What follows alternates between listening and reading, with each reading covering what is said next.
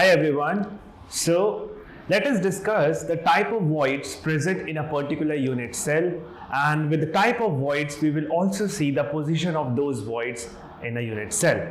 So we know that if we want to describe the properties of an unknown crystalline solid, we define a 3D space, a small space which we call a unit cell, which when repeated in 3D gives you a particular type of lattice, and which on further repeating gives you the entire crystal.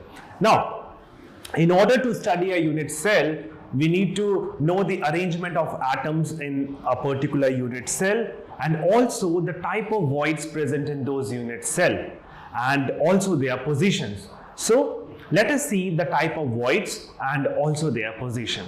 So we know that if we see the arrangement,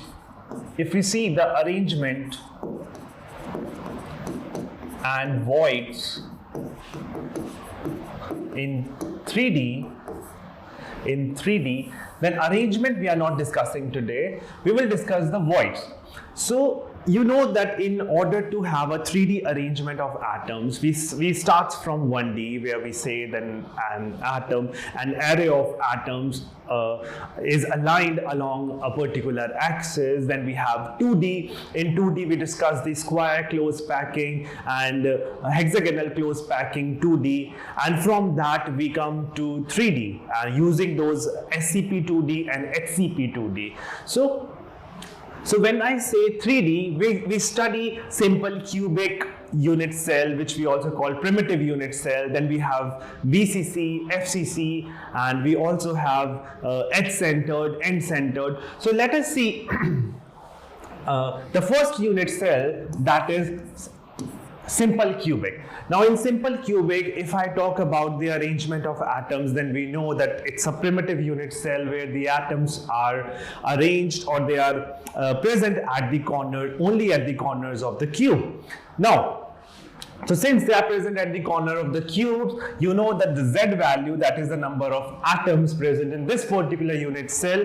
Now this number of atoms has also incorporated the contribution of a particular atom. So Z comes out to be, that is 8 at the corners, and the contribution by each is 1 by 8, because you know that an atom at the corner is shared in 8 cubes. So this is your 1.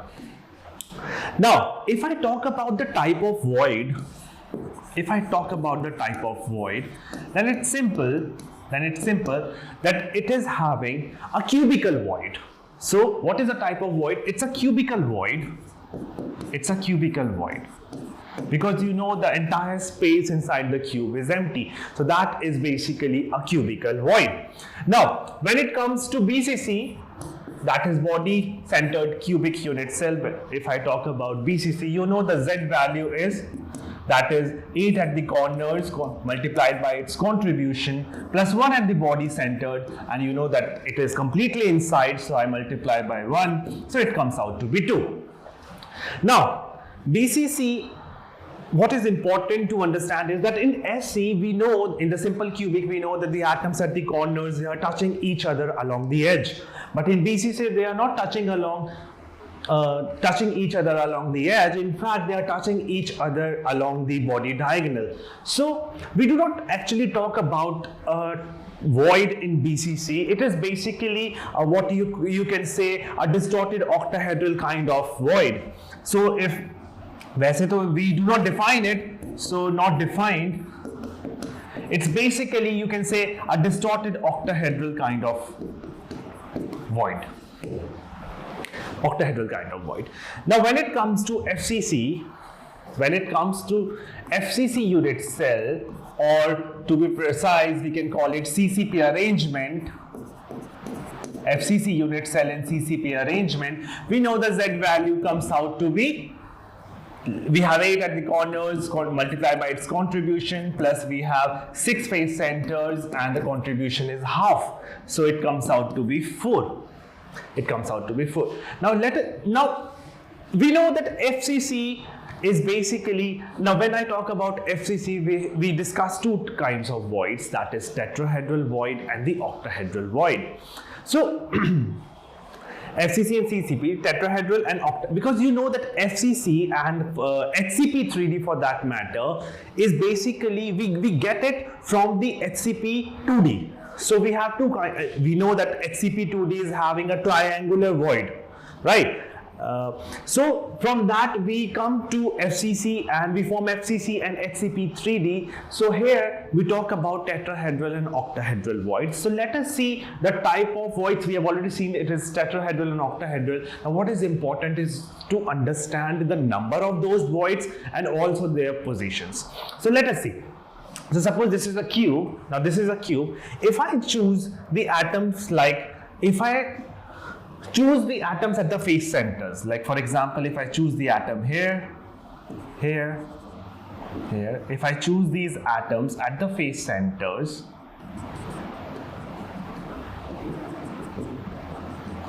if I choose the atoms at the face center,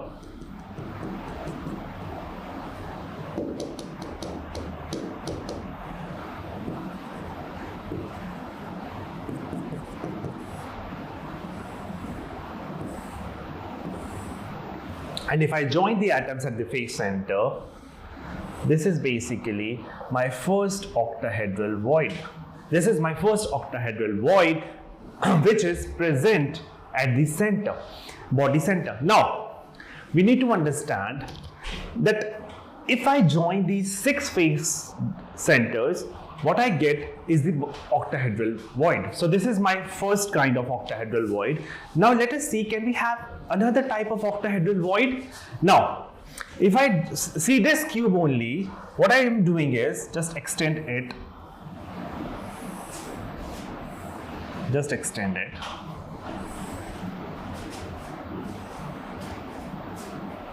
Now, what I am doing is I am choosing the 2 face centers, basically 4 face centers. 2 face centers of the adjacent cubes, 2 face centers of this particular cube, to change the color of the pen, 2 face centers of the same cube, 2 face centers of the adjacent cube, and these 2 corner atoms. These 2 corner atoms. What I'll see is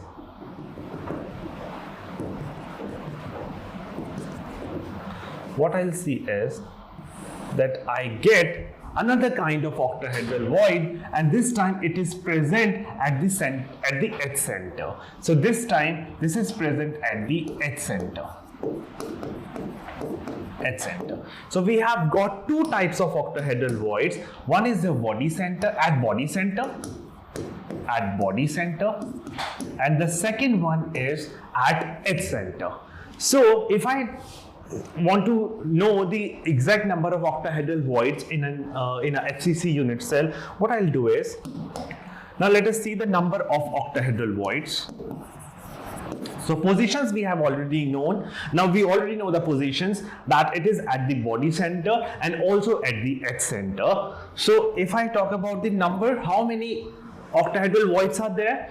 So basically we have 12 edges in a cube, and you know the contribution by the atom at the edge center is basically 1/4. That is, it is divided in 4 cubes. So we have 12 edges multiplied by 1/4, and one is present at the body center, and it is completely inside, you know, so it is 1 into 1. So what it is 3 plus 1, that is 4 octahedral voids.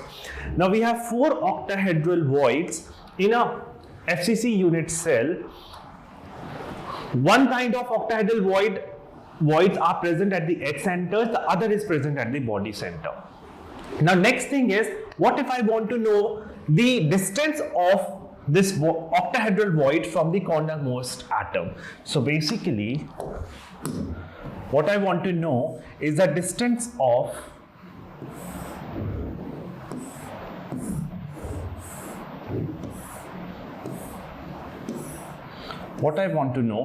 distance. This is my cornermost atom, and we know that this is your body diagonal, and here I have the octahedral void. So I want to know this distance. Now this is exactly half of the body diagonal. We know that the body diagonal is equal to root 3a, and I want to know this distance. This is exactly half of it. So if I want to know the distance of octahedral void from cornermost atom, this is equal to root 3a by 2. So now we know one kind of void, that is octahedral void in FCC.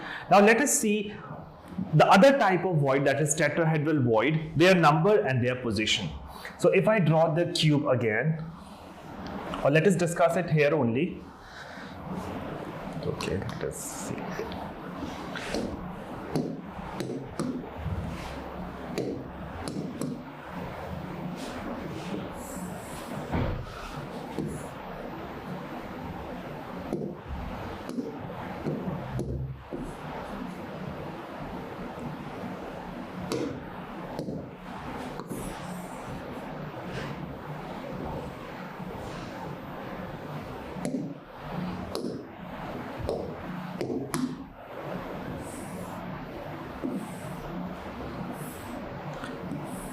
Now, for tetrahedral voids,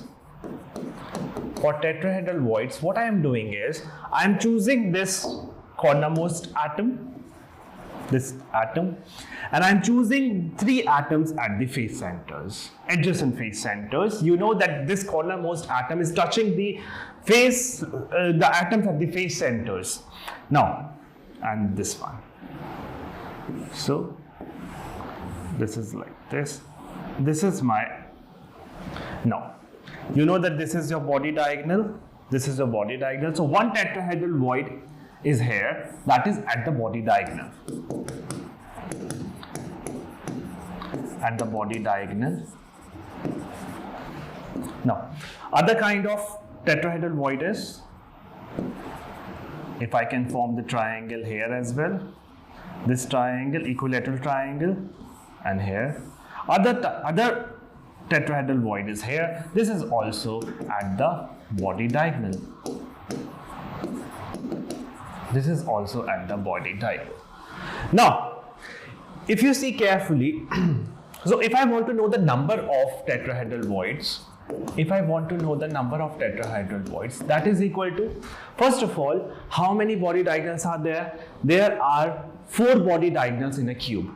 Now, and on one body diagonal, I have 2 tetrahedral voids. So this is my one body diagonal. At one body diagonal, I have 2 tetrahedral voids. So basically, this comes out to be 4 into 1 plus 4 into 1, because total are 4. So this comes out to be 8. So my total number of tetrahedral voids are 8. Again, if I want to know the distance, this distance of tetrahedral void from the cornermost atom. Now this body diagonal is basically divided into 4. These are the cornermost atom. Here is a tetrahedral void. Here is a tetrahedral void. This is the body center. So you know that this distance is root 3a by 2. Then this distance comes out to be root 3a by 4. So basically the distance of a tetrahedral void from the cornermost atom is root 3a by 4.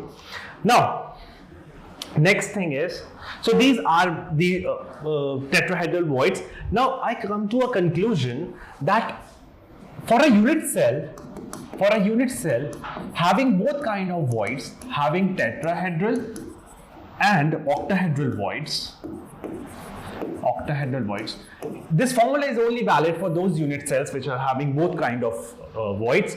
So if Z is for say n, the number of atoms is n, then the octahedral voids comes out to equals to this number, and tetrahedral voids is basically twice of this number. So if a unit cell is having n as the number of atoms present in that particular unit cell, then octahedral voids is equivalent to n, and tetrahedral voids is equal to twice of n. Now, so we have already seen in the case of FCC. Now, same thing goes for HCP. If I talk about HCP 3D, that is hexagonal close packing 3D, which is again formed using HCP2D as a base. So what I get is, we know that Z comes out to be 6. The Z is 6 in HCP. Now, the Z comes out to be 6. So if I want to know the octahedral voids, the octahedral voids are equal to 6 only, because 2 equals to this number, and tetrahedral voids are basically 2 into 6, that is 2. So in a HCP 3D, I have 6 octahedral voids and 12 tetrahedral voids. So this is how we have seen the type of voids present in the unit cells, after the arrangement of atoms in those unit cell, their positions and their number.